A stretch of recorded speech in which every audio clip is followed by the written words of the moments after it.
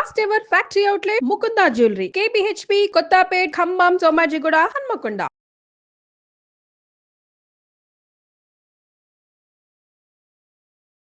నమస్కారం, మీరు చూస్తుంది సుమన్ టీవీ. నేను మీ కీర్తి. శివరాత్రి రోజున ప్రతి ఒక్కరం మనం శివాలయానికి వెళ్తూ ఉంటాం.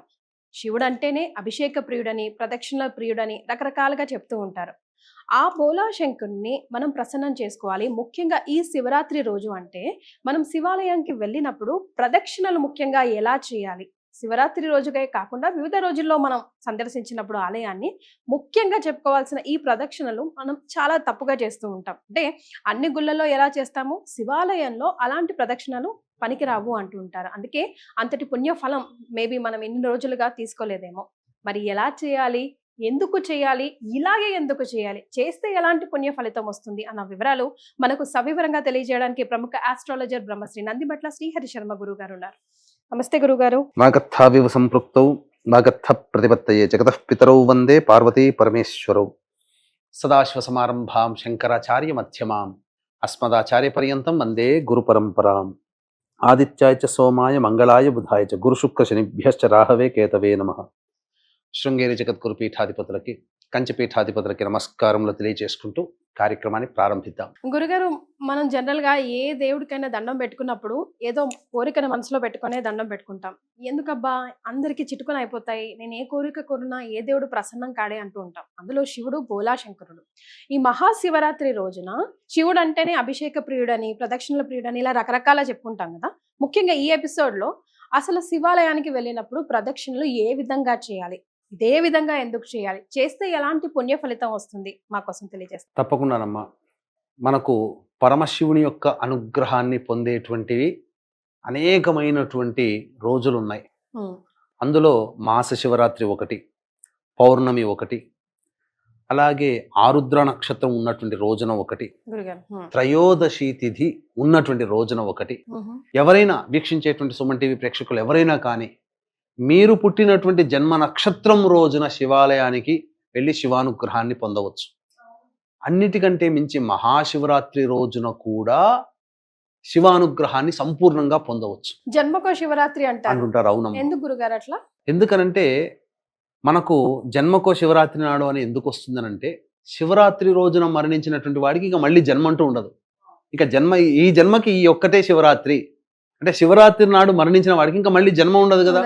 అందుకే జన్మకో శివరాత్రి అనేటువంటి నానుడు వచ్చింది.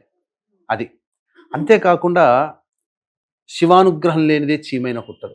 మన సంకల్పం ఏది నెరవేరాలన్నా, ఈ కార్యక్రమాన్ని మనం చెయ్యాలన్నా, వీక్షించేటువంటి సుమన్ టీవీ ప్రేక్షకులు సంపూర్ణంగా ఈ కార్యక్రమాన్ని వదిలిపెట్టకుండా చూడాలన్నా, అంతేకాదమ్మా ఈ యొక్క కార్యక్రమాన్ని ఎవరైతే సంపూర్ణంగా చూస్తారో వారికి సంపూర్ణముగా శివానుగ్రహం పొందగలిగేటువంటి యొక్క మార్గాన్ని మనం తెలియచేస్తున్నాం. కాబట్టి ఎవరైనా మిస్ అయ్యారనుకోండి, కార్యక్రమాన్ని పూర్తిగా చూడలేదనుకోండి, శివానుగ్రహం పొందలేకపోయామనే బాధ మీకుంటుంది ఖచ్చితంగా. ఎందుకనంటే ఇది అందరి యోగక్షేమాల కోసం, అందరికీ శివానుగ్రహం అందాలి. సాధారణంగా మనం ఏ రోజుల్లోనైనా శివాలయానికి వెళ్తుంటామా? సోమవారం అయితే ఖచ్చితంగా వెళ్తాం. ఇక మహాశివరాత్రి రోజునంటే ఇంక అసలు చెప్పలేం, అందరూ వెళతారు. ఇక వెళ్ళనటువంటి మానవుడు ఉంటాడా? ఖచ్చితంగా శివాలయాన్ని, శివుణ్ణి ఎక్కడున్నా శివుణ్ణి దర్శనం చేసుకుని వస్తే చాలు, ఆ రోజున చేసుకున్న పాపాలన్నీ తొలగిపోతాయి అనే భావన ఉంటుంది. ఆ పక్కకు పెట్టండి. మనం ఏ సంకల్పం ఉంటుందో ఆ సంకల్పం ఆ శివయ్యకి ఒక్కసారి కన్నులారా ఇలా చూసి ఆయనకి చెప్పుకుంటే, మన గోడు చెప్పుకుంటే మన సమస్య తీరుతుంది. మనం చక్కగా సంకల్పం నెరవేర్చుకుంటాము, మన కోరికలు నెరవేరుతాయనే ఆనందముతో శివాలయానికి వెళ్తుంటాం. కాబట్టి అటువంటి శివాలయానికి వెళ్ళినప్పుడు చాలా మంది చేసే తప్పు ఏంటంటేనమ్మా, ప్రదక్షిణలు. ఒక్కొక్క దేవతకి ఒక్కొక్క విధంగా ప్రదక్షిణ చెప్పబడి ఉంది. కానీ శివుడికి మాత్రం ప్రత్యేకమైనటువంటి ప్రదక్షిణ, అదే చండీశ్వర ప్రదక్షిణ అని అంటారు. చండీశ్వర ప్రదక్షిణ. ఆ ప్రదక్షిణ చేసినటువంటి మానవుడికి 30,000 సార్లు శివాలయం చుట్టూ ప్రదక్షిణ చేసిన ఫలితం ఒక్క ప్రదక్షిణ వల్ల కలుగుతుంది. ఆ విధంగా 9 సార్లు గనక ఎవరైతే చండ ప్రదక్షిణ చేస్తారో, ఇప్పుడు మనకు టిబెట్ దగ్గర కైలాస మానస సరోవరం, కైలాస పర్వతం ఉందంటారు కదా, ఆ కైలాస పర్వతం చుట్టూ ముమ్మార్లు తిరిగినటువంటి ప్రదక్షిణ ఫలితాన్ని పొందుతారు. అక్కడికి వెళ్ళలేనటువంటి వాళ్ళు మానస సరోవరం అక్కడ దాకా వెళ్ళలేము కదా అని అనుకుంటారు కదా. అటువంటి వాళ్ళు ఇప్పుడు మనం చెప్పబోయేటువంటి ప్రదక్షిణ ఏదైతే ఉందో ఆ ప్రదక్షిణని సశాస్త్రీయముగా ధర్మ ప్రకారము ఆచరించినటువంటి మానవుడికి ముమ్మార్లు ఆ కైలాస పర్వతం చుట్టూ తిరిగినటువంటి ప్రదక్షిణ ఫలితాన్ని సద్యస్కాలంలోనే పరమేశ్వరుడు అనుగ్రహించి వారి సంకల్పం నెరవేర్చడమే కాకుండా జన్మ జన్మలకి తరతరాలకి సరిపడా శివానుగ్రహాన్ని ఆ కుటుంబంలో వేస్తాడు. వావ్, మా అదృష్టం గురుగారు, మీ ద్వారా తెలుసుకోగలుగుతున్నాం ఈరోజు. తప్పకుండా అందుకని అందరికీ అందించాలనే సదుద్దేశంతో మొట్టమొదలుగా శుచి శుభ్రతలు పాటించి చక్కగా స్నానం ఆచరించి చక్కటి శ్వేత వస్త్రములు ధరించి కాలినడకన చెప్పులు లేకుండా కాలినడకన ఇంటి నుంచి దేవాలయానికి వెళ్ళవచ్చు. వెళ్ళి మొట్టమొదలుగా నవగ్రహాల చుట్టూ శివాయ నమః అంటూ 27 ప్రదక్షిణలు చేయాలి. చాలా మంది నవగ్రహాల చుట్టూ తిరిగిన తర్వాత కాళ్ళు కడుక్కోవాలి అని అంటారు. తప్పమ్మ, ఎక్కడా చెప్పబడలేదు. ఈ యొక్క ధర్మం గురించి ధర్మ సందేహాలు కార్యక్రమంలో మనం దీని గురించి సవివరంగా తెలియచేసుకుందాం. ఇక తరువాత శివాలయ ప్రదక్షిణ అనేటువంటిది చేయాలనుకున్నప్పుడు ఎలాగో శివాలయానికి వెళ్తాం కదా, నవగ్రహాలు ఎలాగో ఉంటాయి. ముమ్మార్లో శివాయ నమః అంటూ 27 ప్రదక్షిణలు చేసిన తర్వాత శివాలయానికి పక్కనే ఉన్నటువంటి శివాలయానికి చేరుకోవాలి. ముందుగా చేరుకున్న తర్వాత మొట్టమొదటిగా నందీశ్వరుని దగ్గరికి వెళ్ళాలి. నందీశ్వరుడు సదా ధ్యానముతో ఈశ్వరుని ఆరాధిస్తుంటాడు.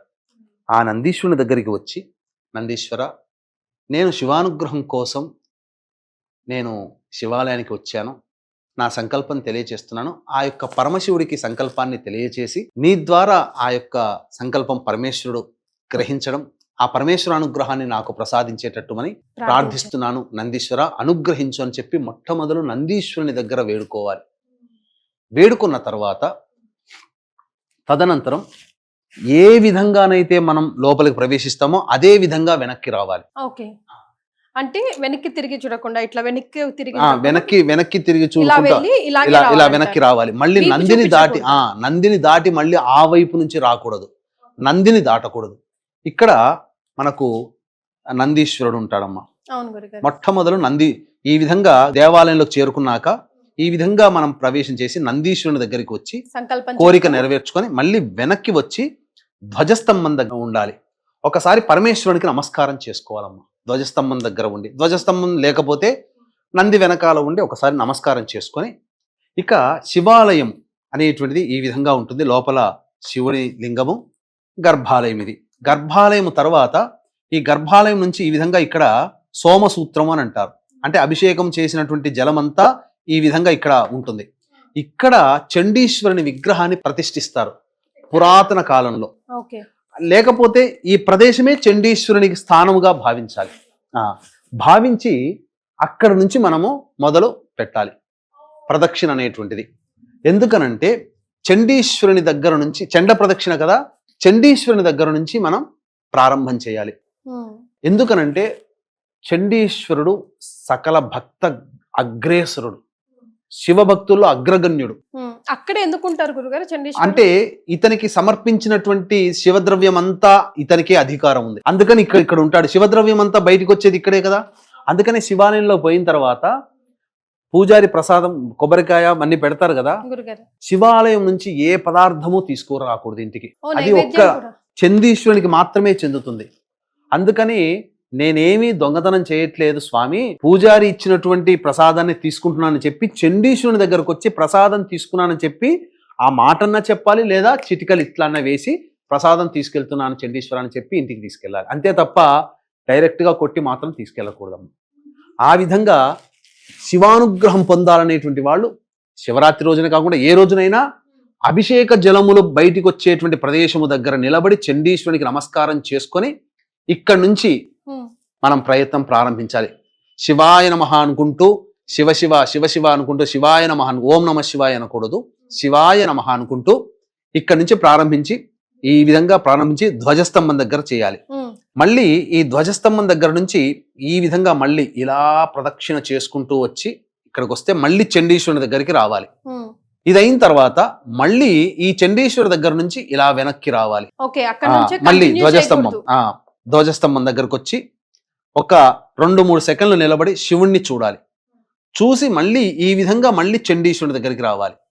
వచ్చిన తర్వాత మళ్ళీ ఈ విధంగా చండీశ్వరుని దగ్గర నుంచి మళ్ళీ ధ్వజస్తంభం దగ్గరకు వచ్చి ఈ విధంగా మళ్ళీ చండీశ్వరుని దగ్గరికి రావాలి. వచ్చి మళ్ళీ ఈ చండీశ్వరుని దగ్గరికి రావాలి, ధ్వజస్తంభం దగ్గరికి రావాలి. ఎస్. మళ్ళీ ధ్వజస్తంభం దగ్గర నుంచి మళ్ళీ చండీశ్వరుని దగ్గరికి వచ్చి మళ్ళీ ఈ విధంగా చండీశ్వరుని దగ్గర నుంచి ధ్వజస్తంభం దగ్గరకు వచ్చి ఈ ధ్వజస్తంభం దగ్గరకు వచ్చిన తర్వాత అంటే ముమ్మార్లు ప్రదక్షిణ చేస్తాం దీన్ని. ఈ విధంగా 3 సార్లు ప్రదక్షిణ అవుతుంది. అప్పుడు ఇలా ధ్వజస్తంభం పక్క నుంచి శివాలయానికి చేరుకొని శివుడికి నమస్కారం చేసి వెనక్కి రావాలి. ఇలా నందీశ్వరునికి మాత్రం దాటకూడదమ్మా. ఓకే. ఈ విధంగా శివయ్యకి నందీశ్వరునికి మధ్యలో నుంచి దాటకూడదు. దీనివల్ల ఫలితాలు తెలియజేస్తాను. వీక్షించేటువంటి ప్రేక్షకులకి గమనిక, ఈ మహాశివరాత్రి సందర్భంగా ఫిబ్రవరి 26, 27 తారీఖుల్లో మహామహిమాన్వితమైనటువంటి కాశీక్షేత్రంలో జాతకరీత్యా కలుగు విద్య, వివాహ, ఉద్యోగ, దాంపత్య, సంతాన, అనారోగ్య సమస్యల నివారణకి సర్వదోష నివారణ హోమాలు, అలాగే గత జన్మ కర్మదోషాలు ఉండడం వల్ల ఈ జన్మల్లో సమస్యలు ఉంటాయి కాబట్టి గత జన్మ కర్మదోష నివారణ తిల హోమాలు, 2025 సంవత్సరం మొత్తం కూడా శని ప్రభావం అన్ని రాశులకి ఉంటుంది కాబట్టి శనిదోష నివారణ హోమాలు, మరియు మహాశివరాత్రి రోజున రుద్రపారాయణాలు, అభిషేకాలు, హోమాలు అనేటువంటివి పర్ హెడ్ 3,100 రూపాయలకి చేయించడం జరుగుతుంది. అవకాశం ఉన్న వాళ్ళు కార్యక్రమ తదనంతరం కాంటాక్ట్ చేసి మీ గోత్రనామాదుల్లో నమోదు చేసుకోవచ్చు. కాశీ క్షేత్రములో ఈ కార్యక్రమాలు ఫిబ్రవరి 26, 27 తారీఖులో జరపబడుతున్నాయి. ఈ యొక్క కాశీ క్షేత్రంలో నమోదు చేసుకోవడం ద్వారా తిరిగి వచ్చే శివరాత్రి కల్లా మీ సంకల్పం నెరవేరుతుంది అని చెప్పడంలో ఏమాత్రం సందేహం లేదు. అంటే గురుగారు ఇప్పటి వరకు నాకు తెలిసింది ఏంటంటే ప్రాణమట్టం నుంచి అభిషేకం చేసిన జలం అది, పాలవి, ద్రవ్యాలవి వెళ్తుంటాయి కాబట్టి తొక్కినట్టు అవుతుంది, అలా చేయకుండా రిటర్న్ రావాలి అని అంటుంటారు. కానీ అసలు సిసలైనది ఈ విధంగా చండీశ్వర ప్రదక్షిణ చేయడం వల్ల 30,000 సార్లు శివాలయం చుట్టూ, ఏ శివాలయం అయితే ఉంటుందో 30,000 సార్లు శివాలయం చుట్టూ తిరిగిన ఫలితము. ఈ విధంగా ఒక ప్రదక్షిణ, ఈ విధంగా 3 ప్రదక్షిణలు కానీ 9 ప్రదక్షిణలు కానీ చేస్తే కైలాస పర్వతం చుట్టూ, పరమేశ్వరుని చుట్టూ ముమ్మార్లు తిరిగినటువంటి ప్రదక్షిణ ఫలితం కలుగుతుంది. ఆ ప్రదక్షిణ ఫలితమే అలా ఉంటే శివరాత్రి రోజున చేయడం వల్ల ఎంతటి పుణ్యం లభిస్తుందమ్మా. కాబట్టి వీక్షించేటువంటి ప్రేక్షకులు ఈ శివాలయ ప్రదక్షిణం అంటే ఏమీ లేదండి, మీకు సింపుల్గా చెప్పాలంటే ఇక్కడ నుంచి ప్రారంభించి ఈ విధంగా వెళితే ఒక ప్రదక్షిణ అవుతుంది. మళ్ళీ ఇక్కడ నుంచి ఈ విధంగా మళ్ళీ ధ్వజస్తంభం దగ్గర నుంచి ఈ విధంగా వస్తే 2వ ప్రదక్షిణ అవుతుంది. ఈ విధంగా మళ్ళీ వెళ్ళి 3వ ప్రదక్షిణ, మళ్ళీ ఇలా చేసుకుంటూ వెళ్ళి ఇది 4వ ప్రదక్షిణ, మళ్ళీ ఇక్కడ నుంచి ఈ విధంగా వెళితే శివుని ప్రదక్షిణ. ఎందుకు శివుడికి మాత్రమే ఇట్లా ప్రత్యేకంగా ఉంది గురుగారు? ఏదైనా మనం సంపూర్ణంగా తిరుగుతారు, కానీ ఇది శివాలయం సంబంధించినటువంటి చండ ప్రదక్షిణ లింగ పురాణంలో చెప్పబడి ఉంది, శివ పురాణాంతర్గతంగా కూడా చెప్పబడి ఉంది. చాలా మంది చేసేటువంటి మరి ఒక తప్పు ఏంటంటే ఏ దేవాలయానికి వెళ్ళినా దేవాలయం ఇప్పుడు శివలింగం ఇలా ఉంటుంది కదమ్మా, వెనక వైపున కూడా వెళ్ళి తలకాయ పెట్టి నమస్కారం చేస్తారు. అక్కడ భూతగణాలు, ప్రేతగణాలు ఉంటాయి. ఆ ప్రదక్షిణ ఫలితాన్ని వాళ్ళు తీసుకుంటారు. అందుకే చాలా మంది తెలియక చేసే తప్పేంటనంటే అక్కడ వెనక్కి వెళ్ళి నమస్కారం చేస్తారు. తప్పు, ఆ విధంగా చేయకూడదు. కేవలం పరమేశ్వరుడికి మాత్రమే చెప్పబడినటువంటి ప్రదక్షిణ విధానం ఇది. ఈ విధంగా చేయడం వల్లనే శివాలయానికి చెప్పబడి ఉంది. ఇంకా పైపెచ్చు చెప్పాలంటేనమ్మా, శివపురాణంలో ఏం చెప్పబడి ఉందనంటే సన్యాసులకి సవ్యంగా వెళ్ళాలి, మహిళలకి అపసవ్యంగా వెళ్ళాలన్నారు. అంటే ఇక్కడి నుంచి మొదలు వెనక్కి నుంచి రావాలని చెప్పి మహిళలు, గృహస్థులు, పెళ్ళైన వాళ్ళు సవ్యము అపసవ్యం ఏ విధంగానైనా చేయవచ్చు. కాబట్టి ఇదంతా కన్ఫ్యూజన్ లేకుండా వీక్షించేటువంటి ప్రేక్షకులు ఎవరైనా కానీ అదే అసలు ఓం నమ శివాయని ఆడవాళ్ళు అనకూడదు. మీరు కూడా అసలు ఓం నమ శివాయని ఎప్పుడు అనటం నేను వెళ్ళే శివాయ నమఃనే అంటారు మా ముఖంగా. అవునమ్మా, కెమెరా ముఖంగా మీరు ఎప్పుడు కూడా అనరు. ఆడవాళ్ళు అభిషేకం చేయకూడదు శివుడికి అంటారు, పేరు కూడా ఉచ్చరించకూడదు అంటారు.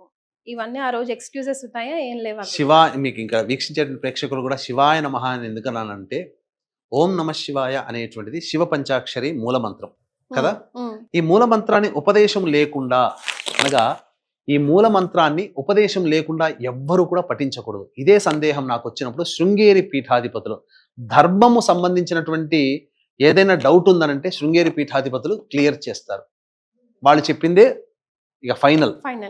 నేను అందరినీ దృష్టిలో పెట్టుకొని, అందరూ ఉపాసన అంటే మంత్రదీక్ష తీసుకున్న వాళ్ళు గురువు గారి ద్వారా అయితే ఓం నమ శివాయ అనే పంచాక్షరి మంత్రం జపం చేస్తారు. మరి సామాన్య మానవులకి ఎవరు ఉపదేశం చెయ్యరు కదా, యజ్ఞోపవీతం ఉండదు కదా. మరి అటువంటి వాళ్ళు ఏ నామాన్ని జపిస్తే అంతటి పుణ్య అంతటి తత్ఫలితాన్ని పొందుతారు, అంతటితో సమానమైన ఫలితం శివ పంచాక్షరితో అంటే వారు చాలా ప్రేమతో శివాయ నమః అంటే చాలు నాయన అన్నారు. ఆ రోజు నుంచి ఈ రోజు వరకు కూడా నేను ఏ కార్యక్రమం చేసినా శివాయ నమః అని అనండి అని చెప్తాను. ఎందుకంటే ఆయన చెప్పారు. ఎస్ ఓం నమ శివాయ అని అనకూడదు. తెలిసి తెలియక కొంతమంది దాని ప్రభావాన్ని తెలియక చాలా మంది ప్రసార మాధ్యమంగానే ఇలా అనండి అని చెప్తున్నారు. తప్పు. శివాయ నమః ఉపదేశం ఉంటే పంచాక్షరి మంత్రం చేయొచ్చు. లేని వాళ్ళందరూ శివాయ నమః అన్నా కూడా అదే ఫలితం. ఇంకొక క్వశ్చన్ మీరు వేశారు, స్త్రీలు అభిషేకం చేయొచ్చా చేయకూడదా?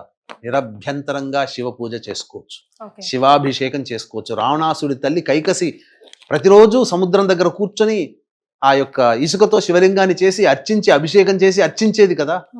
మరి ఇంతకన్నా మనకు దృష్టాంతం ఏం కావాలి? మరి గురు ఖచ్చితంగా అందరూ అన్ని వాళ్ళు కూడా చేసుకోవచ్చు అన్నమాట, తప్పేమీ లేదు. చాలా సంతోషం గురుగారు. ఎప్పుడైతే శివాలయానికి వెళ్తాం కానీ ఈ విధంగా ప్రదక్షిణ మాత్రం ఎవరు చేయడం చూడలేదు. ముఖ్యంగా చిటికలు వేసి కూడా నేను ప్రసాదం తెచ్చుకుంటున్నాను అన్న మాట అక్కడ అప్పచెప్పి చెప్పాలి. రావాలి అంటున్నారు కదా. ఆ అవునమ్మా. విషయం కూడా మొదటిసారి చాలా మంది ఇప్పటికీ కూడా శివాలయంలో చండీశ్వరుని దగ్గరకు వచ్చి తమ యొక్క విధానాన్ని చెప్పుకొని వెళ్ళిపోతారు. చాలా చక్కటి విషయాలు తెలియజేశారు గురుగారు. ధన్యవాదాలు. సర్వం శ్రీ ఉమామహేశ్వర పరబ్రహ్మార్పణమస్తు.